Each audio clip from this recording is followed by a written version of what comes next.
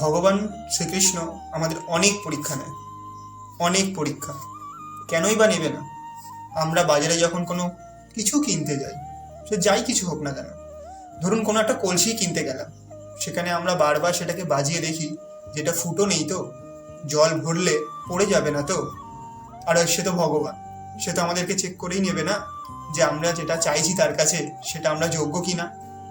সে যদি আমাদেরকে কোনো জিনিস দেয়, সে তো দেখবে আমরা কতটা শক্তিশালী, কতটা মজবুত।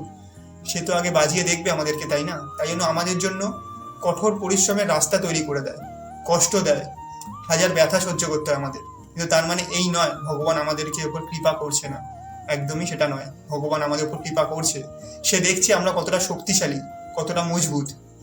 সে যখন দেখবে যে আমরা শক্তিশালী হয়ে উঠেছি, আমরা মজবুত হয়ে উঠেছি, তখনই সে আমাদের জেতার পথ খুলে দেবে, আর আমরা সেই পথে এগোতে থাকবো, আর আমরা প্রত্যেকটা সফলতার পথে জিততে থাকবো। এটাই তার লীলা। রাধে রাধে।